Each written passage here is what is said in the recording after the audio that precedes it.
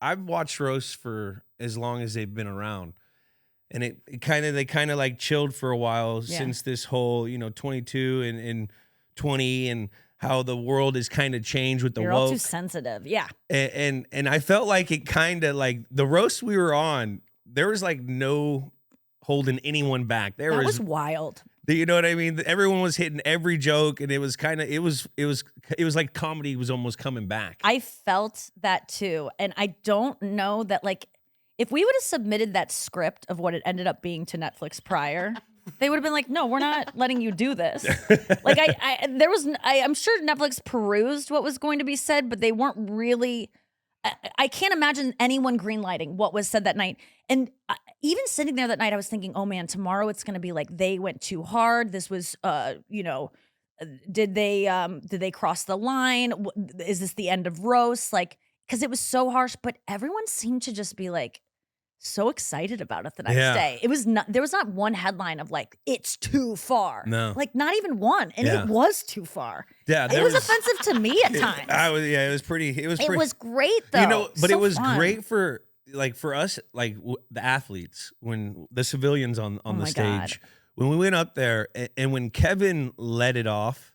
It was good to see Kevin. Like that was a teammate move. Like he showed like where the bar was set when he came out. Oh my God. And so it relieved me. He said that. I'm like, all right, I'm good. Yeah, wait, what was the line he said that made you like? There was the Brazilian jiu-jitsu stuff. Yeah. Like he was bringing it right away. Yes, you're right. He was showing you where the threshold was, like where we're willing to go. Yes. Absolutely. I felt that way too. Yeah. He was the best, man. And just like commenting after everyone's set and like showing credit where it's due. Like he was really a team player that night where on a night where it is competitive and comedians aren't usually that generous with each other of like giving each other accolades. And it felt, but the roast is weird because you didn't know what other people were going to say, what other jokes people were doing. None of us had any idea what the other people were doing. So you're writing stuff being like, can I get away with it? Am I going to be the only one who addresses this thing? And then when I heard you were doing an Aaron Hernandez joke, I was like, I guess it's on the table.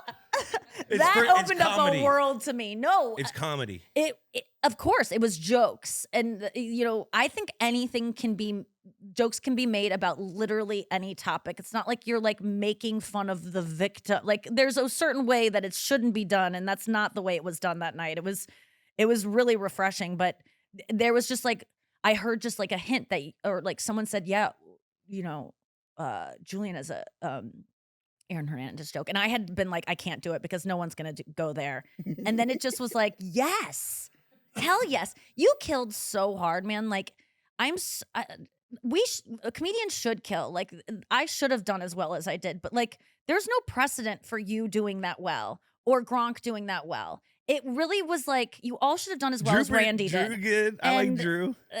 He likes you too, I think. Drew loves Nikki, bro. I'm sorry, I want to include Drew in that too. Drew was amazing. He was the first one to go out, so that's big balls. Leading it off, baby. He killed, and him just sipping that wine, being so calm and cool. I mean, it makes sense why you guys kill because you are used to these high pressure situations. And maybe you would say that wouldn't have prepared you at all for that, but I think it has to. There's no way.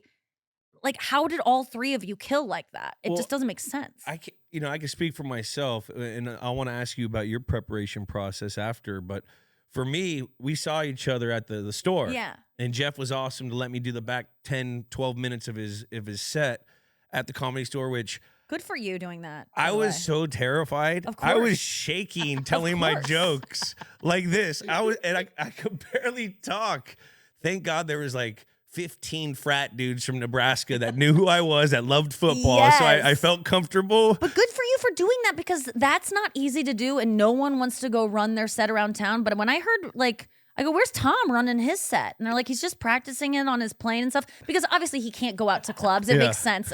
But I would be so scared to go do it for the first time without saying, because I went around a lot to clubs to run it. So good for you even going out how many nights did you go out and run it? Just once. Just once? But I need that one rep was everything for me because then once we got to the roast, the only people that we really could see were people we knew. Yeah. And you see Kim Kardashian, but like whatever. But like I saw like coaches, I saw friends, so like that made it more comfortable for me. Good. You know? I wasn't looking past that. Okay.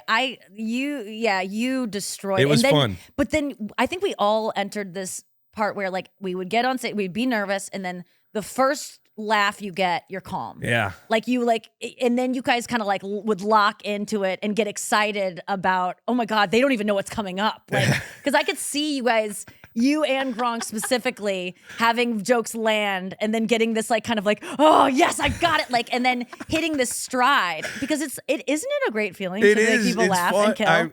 I mean, I have so much respect for, you know, comics and the comedy life. I mean, I've gotten to know it a little through Sam Moreau because we started the show and Sam was one of my co-hosts. Yeah, that's right. I love Sam so much. And so I would go hang out with him at the Cellar and see all the other guys and kind of get a little in of how comics really are. Yeah. And, you know, what's your take? Well, I think you guys are brilliant people. That's like nice. To be able to, like when how you're impressed with play call remembering. Yeah. Like to be able to formulate a set and say a joke in the first 5 minutes, and it's an hour-long set, tell a bunch of stuff like the story, the meat, this, and then bring Call it back to someone somewhere. Like that's talent. I can't write. I'm not a good English person. So but you like, would be able to. But you wrote some of a good English person. You're football, fun. But did you not have a moment during your set where you were like, and I wrote that one? Was that you? That was Rob. That was but Rob. did you? I wrote a couple. We wrote a couple of your jokes. Yeah, though, we wrote right? a couple. Which ones did you write? We wrote the Hernandez joke, didn't we? They came with something in similar, that and then you premise, tweaked and then it. We tweaked it. Okay. So this is my you writing tighten room the right noose. here. Yeah. The brain trust. Yeah. Okay. We tapped Sam in a little well bit too. Done. We tapped in Sam. Sam was in there with us in the Oh, writers' okay. room. Jeff helped us out. He was awesome. It is a team we're effort. I had a collective. team as well too. You I'm can't not like do it pro alone. at this thing, so I had people help me. No, I had a team too. So what everyone does. I would basically how we did our jokes was I would tell a bunch of stories to our room of like things that I thought were funny. Yes. Like how it was in the locker room or the shower thing or, you know, taking yeah. a piss next to Gronk and like, because it was comedy every day when you go, when Gronk was around. I'd take a piss every day. Gronk would look over the stall and look at my dick and say like, man, you're looking good today, dude. like every day, butt naked. Like, so like I would tell these stories and then we would formulate a joke. They would formulate a joke. Yeah. And it was fun. crazy. It was so fun. Were you nervous? Yeah, I was very nervous. Yeah. I was like, did it feel like Super Bowl nervous?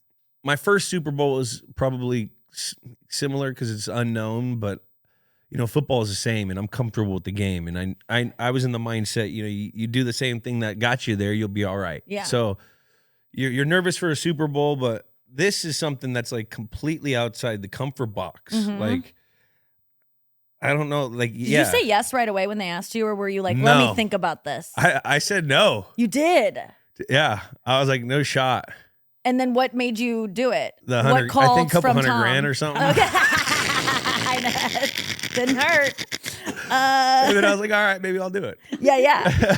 But I was embarrassed. I was scared. Yeah. You know, like that's very. The you know, relief when it was over. How It was great relief, that? but then it was also like I enjoyed it. Yeah, it was really, You know, and really then fun. you know we just did a live show in Boston. Oh yeah, I saw that 2 at the weeks ago, Wilbur. At the Wilbur. Yeah. Have you performed I've there? been there a lot. What a great room. That's Big cool. room. Yeah, Good job. It was so fun, and like I was less nervous for that because of the roast, but I was still nervous for that. But I still had I had a rep at being in front of people. Yes. And even though it was I completely forget different. that you don't like talk in front of people often.